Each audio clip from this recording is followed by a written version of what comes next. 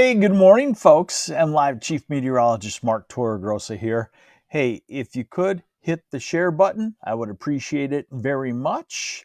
Helps to build the audience. Shannon DeVries from Muskegon. Good morning to you. Lovely Lake Michigan. People that have never lived on the Great Lakes, they just don't get it, do they? They don't know what wonderful lakes we have across Michigan. So maybe we want to tell them and maybe we don't. Let's get into it. We got some pretty nice weather on the way, and we'll have to dodge some patches of rain as we head into Mother's Day weekend. And I still want to warn you that I think it's a good time to plant some of your garden. Let's call it half of your garden, but I still think you should be aware that the pattern says we could still have a frost next week or even 10 days out or something like that. Let's just say hi to a few folks. Hey, I haven't said hi to Manton in a while. Susan Wallace, good morning to you. And Mynell Molesby, good morning. And Rose Mitchell, also from Muskegon. We got all of Muskegon watching this morning. All right, here we go. So satellite picture shows pretty clear skies, and it's going to be a very nice sunny day. Radar shows just a few showers across the UP. That's it for right now. So let's start with the wider perspective. Give me a second here. All right, so let's start with the wider perspective and see what is going on there. Hey, Keith McNeil from East Jordan. Good morning. Do they still make like fire hydrants and manhole covers in East Jordan? I hope so. Today, beautiful. Tomorrow, beautiful. Friday, I'll give you a little closer of a look, but this patch of rain, notice coming from the south, from Arkansas into Missouri, into Illinois, into Indiana on Friday afternoon, could come into the southern third of lower Michigan. Stacy, Nag, some flower pots. Those are great because you can move them back inside. You can grab them for a couple of nights. That's what my wife and I are going to do. We're going to focus on the window boxes and the planters and the things that can handle a frost. Hey, good morning, Royal Oak. All right, so Friday, maybe a little rain. Saturday, this is Saturday afternoon, looks dry. Getting a little bit more of an easterly component to the wind, and that's not quite as warm. Now here's Mother's Day, Sunday early afternoon, Sunday evening. So it has dried. The trend has dried quite a bit for Mother's Day in that it looks like it would be 90% dry, let's call it. Good morning, Beverly Paddock. And then Monday, dry. And there's that cold air up to the north. We're not going to wholeheartedly get into the cold air, but we get in on the western fringes of it. That's Wednesday morning. And then you can see another batch of cold air still trying to rotate down 10 days out. Just the pattern says that based on historical things showing that we can get to 32 to 35 in mid to late May, and the fact that those cold blobs are still trying to come at us says, if you want the chances, I would say in outside of the far southeast, outside of the Detroit, Ann Arbor, Monroe area, Grand Rapids, Kalamazoo, developed areas that hold a little heat, I would say there's probably a 40% chance of one more night of frost or something like that. So, is it worth waiting? If you can cover stuff, I guess you'd be a-okay.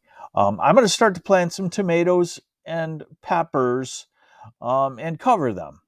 maybe as many 5-gallon buckets as what I have. So here's a closer look. This is Thursday. And again, like I said, Thursday is going to be beautiful. Today's going to be beautiful. Friday for most, especially in the north. Friday is one of those days where you skip work in the south and you head north. I'll show that to you just a second here. So this is Friday morning, Friday afternoon, 2 o'clock. So you could be talking light showers, Kalamazoo, Benton Harbor, St. Joe, Jackson, Adrian, Coldwater, Monroe. And then we go to Friday evening, 7 p.m. or 8 p.m. And, you could be talking about light showers anywhere from Flint to Grand Rapids southward. Mostly, I feel, though, along the border. And then those would move out. This is Saturday, and it looks beautiful, but it's a little bit more of an easterly wind. That's somewhat cooler. And then this is Mother's Day. This is 2 p.m. Mother's Day. Still a little far out, but the trend is downward on the rainfall, so we may see this turn into nothing substantial for almost all of Michigan. And then we go into next week, and still kind of a drying trend, nothing that's really well put together. All right, let's stare at some really nice maps. How does that sound? High temperatures today. Let's call it 73 to 76 degrees. Tomorrow, 77, 78, 79 going to be real common.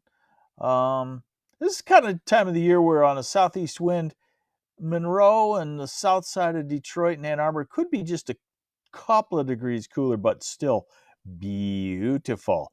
And on a southeast wind, Traverse City warms up nicely, 77, and Cadillac does too. Friday, now the thought of an 80-degree reading has slipped into the northern part of the state just because there may be clouds in Kalamazoo and Jackson, Ann Arbor, Adrian, and whatnot. Okay, so then Mother's Day, a little bit cooler because we probably will deal with some clouds at least. So look for highs in the 60s on Mother's Day, back to the 70s.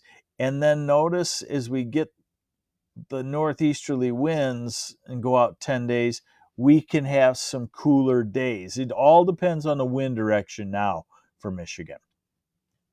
I do want to show you the low temperature forecast. We get to next Monday, and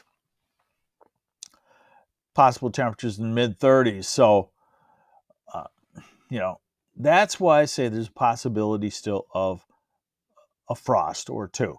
Now, what you're going to be looking at here is you're going to be looking at a lot of squiggly lines, but they mean something, and I'm gonna walk you through it. Okay, so what you're looking at is the upper airflow. The black lines, the wind basically flows parallel to the upper airflow at around 15,000 feet. But what you'll notice is what we call the upper level ridges. That's what's over us now. So as storms come into that, they fall apart because the ridge is circulating aloft clockwise and storms are spinning counterclockwise, and the two can't work together. The overall spinning like this slows down the spinning going the other way. But you'll also notice that the ridge backs up to the west, and then that trough develops in the northeast. And you can see why I could see the possibility still of a frost. I think it would be not good for me to tell you that it's not possible. So we're into Sunday and Monday, and the ridge. Notice the ridge backs up to the west. Yes, upper level features can kind of appear to move back to the west instead of west to east. And then you see the cold blob developing over northeast Canada, and we're kind of on the edge of it. Now we're out to May 20th. And then we're out to May 23rd, and now we're out as far as it goes on this one, May 24th, and you see ridge west, trough in the east, and lo and behold, look at the 6 to 10 day forecast. And that calls for, because of the northwesterly flow that's expected to develop, slightly cooler than normal temperatures. And then because of that continuing, 8 to 14 day to May 23rd, below normal temperatures as well. And the 3 to 4 week from last Friday, below normal temperatures, and generally a drying situation too. And for those of you, one last extra thing, if you want to know how much rain you have coming, maybe you're a gardener, maybe you're a farmer, maybe you just plain sick of rain, or got a construction project going, waiting for the ground to dry out so you can pour some concrete or something and do some excavating. We go through Friday, and that's, a tenth or two in the far south, and getting heavier right at the Indiana border. And then Mother's Day is very light, a tenth, if it happens. And then next week, a little area of rain coming by. So not a lot. If you look at 10 days of precipitation in May, I think the wettest month. Stacy Nag, any chance of storms, spring storms in the near future? No, not really. I was talking to my wife the other day. I said, man, we need a good thunderstorm, not severe thunderstorm damage and all that stuff. I'm just saying, it's been a while since my wife and I, in an evening when I